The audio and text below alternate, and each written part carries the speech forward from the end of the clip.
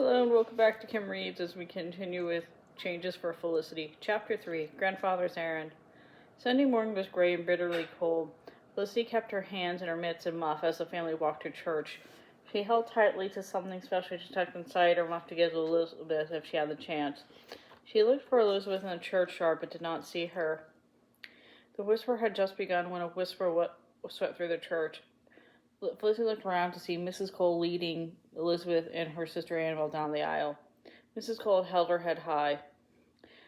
Elizabeth's face was hidden by the hood of her blue coat. Felicity could not catch her eye. After the service, the Coles left the church quickly. Felicity hurried after them. "Elizabeth," she said, "wait."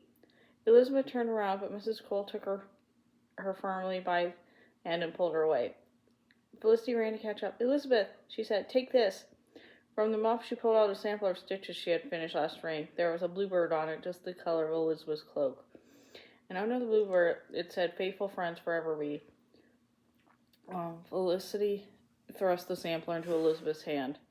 Elizabeth looked out and gave Felicity a sad smile before she and her mother hurried away. Felicity felt Grandfather's hand on her shoulder. Together they watched Elizabeth disappear. "I hate to see Elizabeth so unhappy," said Felicity. "I wish I could break open the jail. I wish I could smash a door and help Mr. Cole escape. I want to do something, anything, to help." "I'm sure you do," said Grandfather. "I do too."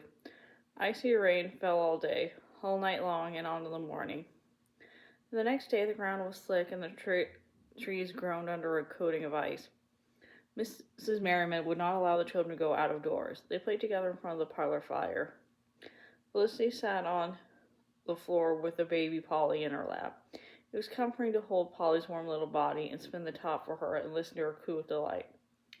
"Felicity," asked Mother, "have you seen Grandfather this morning?"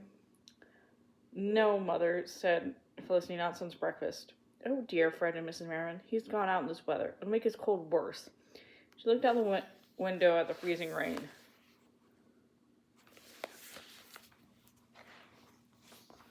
Why didn't he wait until the rain stopped? What urgent errand could he have had? Felicity could see that her mother was very worried. "I don't know, Mother," she said. "Grandfather didn't say anything to me." Mrs. Merriman grew more and more worried as she waited for Grandfather to return. It was almost dinner time before they heard him come to the door. Mrs. Merriman ran to greet him. "Where have you been?" she fussed. "You're soaked to the skin." "I'll take your cloak. Go and sit by the fire." Grandfather sank into the chair by the fire. His face was pale. He sounded tired when he said, "Felicity, come here." Felicity put Polly in her cradle and went over to the stand next to Grandfather's chair. "Yes, Grandfather?" she asked. Grandfather coughed and cleared his throat. "My business today had to do with you," he said, "and your friend Elizabeth and her family. I went to see her father today." "You went to the jail?" asked Felicity. "Yes," he said. He shivered. "What a dismal, dreadful place. I spoke to Mr. Cole. He is a fine gentleman. After our conversation, I went to the authorities." Mother gasped. Grandfather went on to say, "Now that the King's Royal Governor is gone, Williamsburg is governed by the Committee of Safety. The chairman of the committee is Edmund Pendleton." Grandfather paused for breath. His eyes had a bit of their old twinkle in them. "Well," he said, "I've known Pendleton since he was a young pup." I went straight to him and I said, "Stop this nonsense, Pendleton. Release Mr. Cole. I have the word as a gentleman that he has not caused any trouble. If you need another loyalist to fill Mr. Cole's place in jail, take me." Grandfather laughed so hard he made himself cough. When he spoke again, he said, "I wish you could see Pendleton's face. It was as purple as a turnip. He mumbled and chattered about how being a loyalist was treasonous to Virginia. He said he would have to present the matter to the Committee of Safety and then speak to Mr. Cole himself. He blustered and fussed, but in the end he had to admit that Mr. Cole had done nothing wrong, so he tried to get him released. "Does that mean Mr. Cole will go home?" asked William. "Yes," said Grandfather. "I believe he will go home." "Hooray!" shouted Nan and William. "Oh, Grandfather!" exclaimed Felicity. "Thank you. Elizabeth will be so happy." She kissed his cheek. "I'm happy too." Mother's eyes were full of love as she looked at Grandfather. "It's a fine thing you've done this morning," she said. "I hope it hasn't been too much for you." I do feel a bit feverish, admitted Grandfather. I'd like to rest now. Don't worry about my dinner. I'm more tired than hungry. Felicity helped him out of his chair. He leaned on her as he went slowly up to his chamber. He seemed worn out and frail, but as Felicity was closing his door, she heard him say to himself, Pendleton, ha, purple as a turnip he was, ha. She smiled and skipped down the stairs. Grandfather had set anything right. After dinner, Felicity asked her mother, May I go see Elizabeth now? No, I don't think you should, said Mother. This has been very hard on Mrs. Cole. It may take her some time to feel friendly toward any family that supports the Patriots. Let's wait and see how she feels about your friendship with Elizabeth. You had better wait for Mrs. Cole to allow Elizabeth to come to you. Be patient. Felicity was disappointed. She was aching to see her friend. She decided to go to Father's door. Its cheery bustle always made her happy, and she wanted to tell Father what Grandfather had done for Mr. Cole. Felicity took the long way around the store so she could walk past Elizabeth's house. She stopped in front. Sleet stung her eyes as she looked up Elizabeth's window. She couldn't see any movement inside, just something propped up against the windowsill. Felicity squinted to see better. It was a needlework frame holding the sampler Felicity had given to Elizabeth. Felicity wanted to dance for happiness. She knew Elizabeth meant the message for her. Faithful friends forever to eat. The next day, a pale winter shone, but it wasn't warm enough to melt the brittle ice coating from the trees. Felicity was up early. As she led Penny from a stall to exercise her, Ben came down from his room above the stable. Good morning, he said. Huh? Penny today. She's fine, said Felicity. Father says I shouldn't ride her. He thinks her foal will be born quite soon. Ben followed along as Felicity walked Penny around the stable yard. Well, he said with a grin, I don't know much about foals, but Penny is so big, I'd say your father's right. I'll be glad you'll be here when the foal is born, said Felicity. If you run away to be a soldier in General Washington's army, you'd never know about Penny's foal. Ben looked serious. I promised your father I'd stay at the store till I'm 18.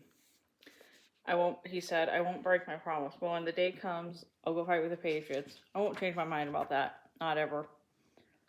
Felicity sighed. You're just as stubborn as Grandfather, she said. He'll never change his mind about the king. He'll always be a loyalist. Your grandfather and I will never agree, Ben said. He and Felicity led Penny back to the stable and into her stall. But I do respect him. I do too, agreed Felicity. I'm so happy he helped Mr. Cole. Grandfather made everything all right again, just as it was before. No, Lucy, said Ben, not even your grandfather could do that. Felicity ran ahead of Ben to the house, so she did not hear him. Where's Grandfather? She asked as she sat at the breakfast table. The fever is much worse, said Mother. It's hard for him to breathe. Rose had missed some molasses, vinegar, and butter for him to drink to ease the pain in his throat. Father and Mr. Galt, the apothecary, are with him now. Ben, Felicity, Nan, and William looked at each other. They knew by the way Mother spoke that Grandfather was very ill. After breakfast, Ben left for the store. The children went to the parlor. They played quietly with Polly. Soon after Father and the apothecary left, Mother came to the parlor. Felicity could tell she had been crying. Felicity, Mother said, Grandfather is asking for you. Felicity hurried up the stairs and tiptoed into Grandfather's shadowy chamber. Grandfather was lying very still. His breath was slow and his skin was ashy gray. Felicity stood next to him and took his hand. Grandfather opened his eyes. Don't try to trot, Grandfather, said Felicity softly. You just lie there and I'll read to you. Grandfather closed his eyes again. Felicity read from the Bible. The Lord is my shepherd, she read, therefore I lack nothing. He shall feed me in the green pasture, and I lead me forth beside the waters of comfort.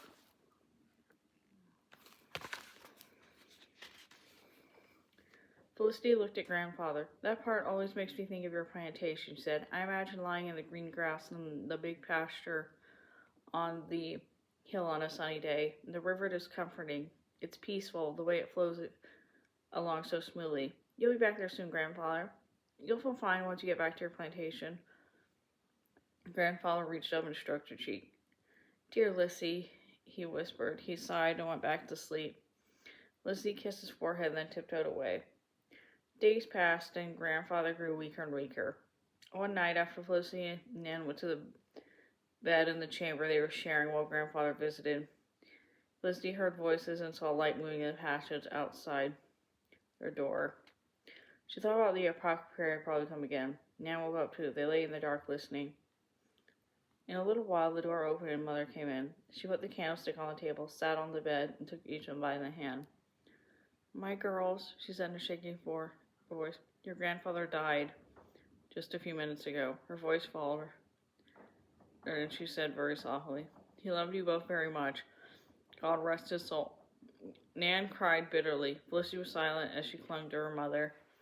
Her sorrow was too great to be eased with crying.